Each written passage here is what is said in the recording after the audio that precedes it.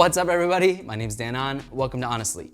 Today we are looking at the DXRacer Craft Series gaming chair. This video is sponsored by DXRacer, so this is going to be an overview, not a review, and sponsored videos like this help me pay the bills to keep the lights on, quite literally, as well as helps pay for my ACL surgery, which is coming up. So huge shout out to DXRacer for doing that. Now what's interesting is that while I was talking to DXRacer, they said, look, we want you to keep it honest. We want you to talk about the things you like and talk about the things you don't like. So this is gonna feel more like a review than it would. They didn't give me any talking points. These are all my own thoughts. Now, there are three things that really stood out about this chair compared to other chairs in the competition market of gaming chairs. And those three things, the first one that really stands out is the stitching here. It looks wonderful. I thought when looking at these pictures on the computer that this is printed. It's not printed. Every single line here is stitched on and it's got a nice sheen to it. So when you look at it, I've got studio lights kind of shining on this right now. You can see a nice sheen to it.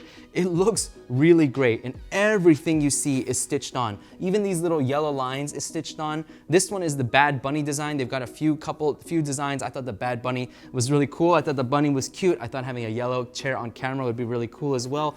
All of this is stitched and it looks really, really good. The second thing that stands out about this chair is the cushioning. Now, this is still a firm cushion, but it's a much more plush cushion than I tested on any other chair. And by plush, I mean that when you push into it, there's some like give to it. It's got a nice like springiness to it, versus when you push into it and it's just like, you know, a really tough cushion. So this kind of springy cushion is being used everywhere. It's being used on these edges, which we'll talk about in a minute. It's got it on the back. It's got it everywhere. It's got it here on the wings, and I like it. It feels much better than some of the really firm cushion used on other gaming chairs. The third thing that really stands out about this is going to be the lumbar support. Now, the lumbar on this chair, first of all, it's designed a little bit weird in that if you turn it backwards, then it comes out, but then if you turn it towards you this way, it goes back in.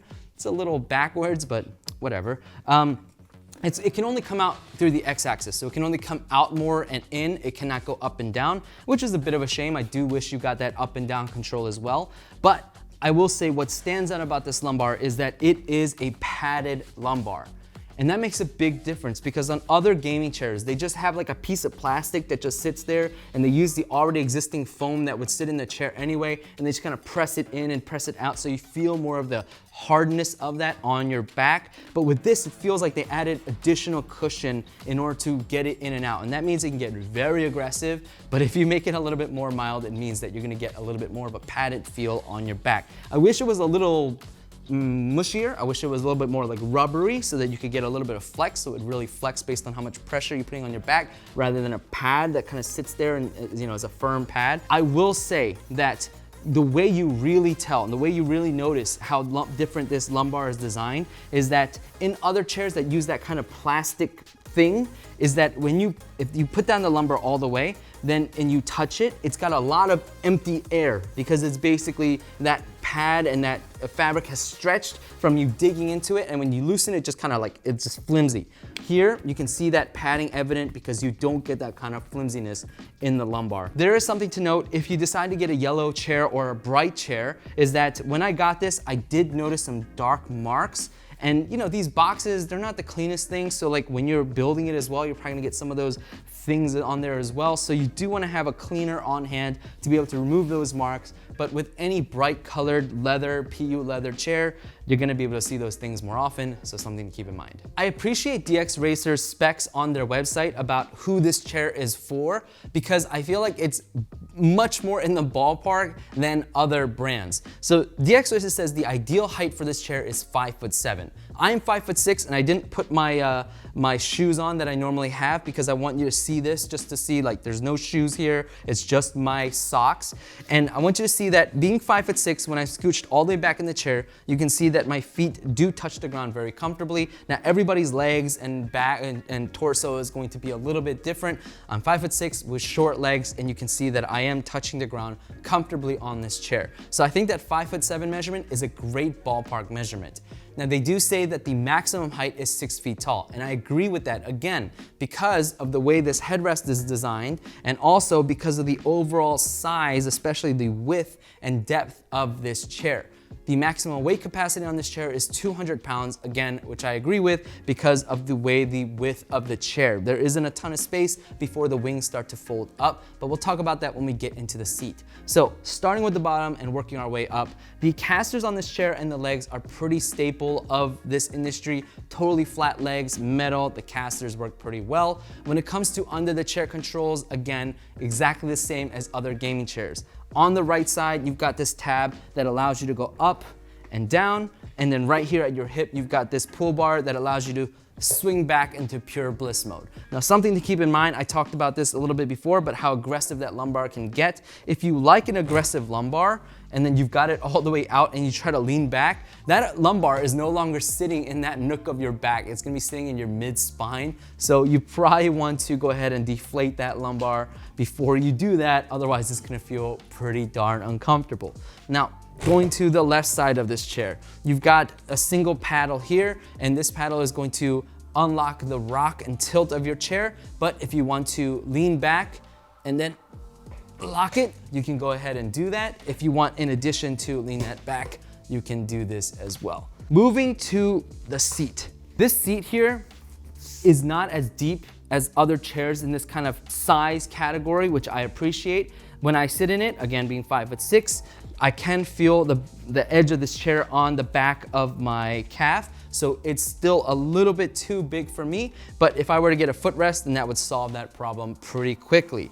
Now, the biggest thing to keep in mind is the width of the seat, because as I said before, have the wings here, and this is about how wide I can go before the wings really start to get in the way. So that's why that 200-pound limit, I'm about 172-ish pounds, 174-ish pounds. So if you are bigger or you have really big thighs, you can get a little uncomfortable because you don't get a flat seat in which you can just open your legs up on. There's a slight compromise here though, and it's that padding I talked about earlier. The padding in the wings here is really well padded, and what that means is you can actually lift your leg up onto the pad for a little bit because it feels more cushy. Other brands just have this metal like pretty much exposed. They don't have any padding there, and so it gets uncomfortable extremely quickly. These wings also mean that this chair is not great for leg folders. Again, this knee is messed up, so I can't do it with both. But as you can see, just with one foot, my angle, there's so much pressure on my ankle right now that I would never sit like this. And because it's not the deepest, because it's not the flattest, it might also not be the greatest for people who like to curl up in their chair. I would want a little bit of a deeper seat for me to be able to sit like this comfortably. The armrests are 4D armrests, meaning you can go up and down. You can go slide it forward and back. You can pivot in, middle, and out. And then you can also slide in and out. And when it comes to their most inward position, I'll leave the measurement of the distance between the armrests so you can see whether or not it would fit well for you when you're resting your arms in neutral position. The padding on these arms aren't bad. It's got a little bit of give. It's a little rubbery, so it's much better than those kind of super plasticky armrests you might get with more budget chairs. The backrest does have aggressive curves that fold inwards, and this is why if you're on the taller end, like close to 6 feet, this chair might not be great, because if your arms are sitting higher up and you try to move back, your triceps are gonna run into the back of the chair pretty quickly. Me being 5'6", when I pull it back, you can see that my elbows run into this open space and it feels really comfortable. I can open my chest out, but again, if you're shorter, you might end up running into the earlier part, and if you're taller, you might end up running into the higher end and not get that kind of full spread that you want in your chest. When it comes to the lumbar, I kind of explained this before about the padded lumbar and how that feels really good on your back. You only need a little bit because it can get aggressive pretty quickly. I do wish that I would have gotten height adjustment on that lumbar though.